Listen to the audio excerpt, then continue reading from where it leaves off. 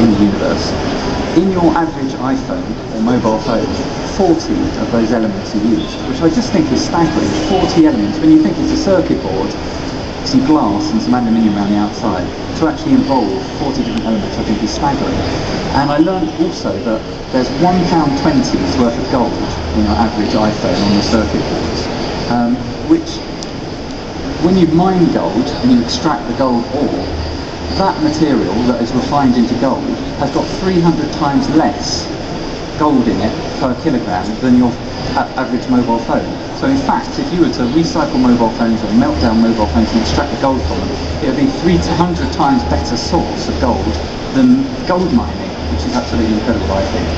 So, you know, that starts to make you think these products at the end of their life are actually extremely valuable.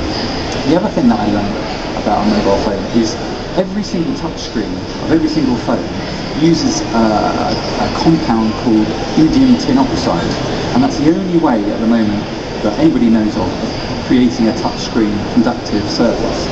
Now, indium is a rare earth element, and there are only 3 places in the world where you can mine indium. One is in Canada, one is in South America, and one is in China.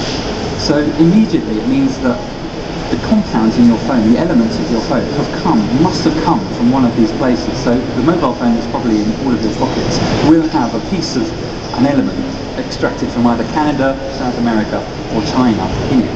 You know, and when you think about the embodied energy of that, I mean, this is just the one element, the indium. It's being shipped across the world to wherever it's being manufactured.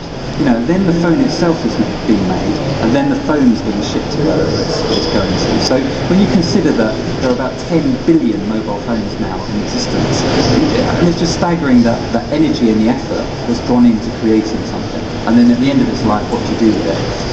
So to pick an example, I suppose, you know, you might think, well, a mobile phone is obviously quite a complicated device.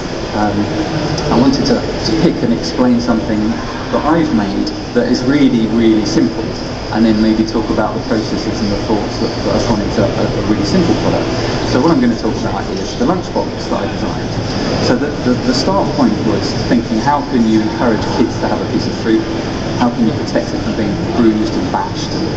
And so I had this idea, a concept of protecting the fruit and creating a space where you can put your lunch as well. So that was the starting point. And then, you know, like all good students do, I started to hack something together to try and get the idea of what I wanted to make.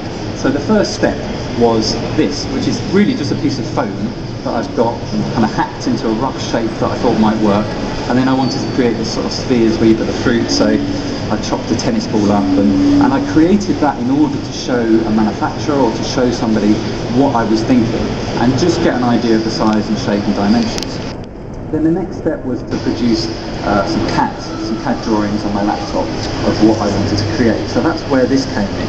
And then once I had that, I sent it off to a manufacturer, and out of a single sheet of plastic, they milled the component. So this is made out of one big block of plastic, and then they just milled it out to form that shape, so that I got an idea of what the tool would be like and all the different elements of the design.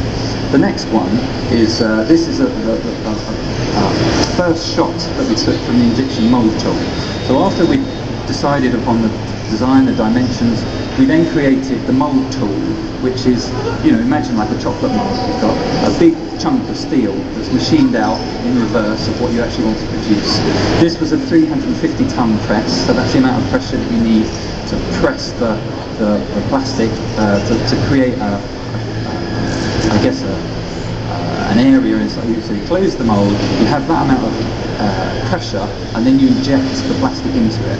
And this is the first shot that I got from the tool. So it's done in a similar material. So this is the black version, and then the final version you use the clear plastic, and you have your finished lunchbox. So that was the kind of process of designing it.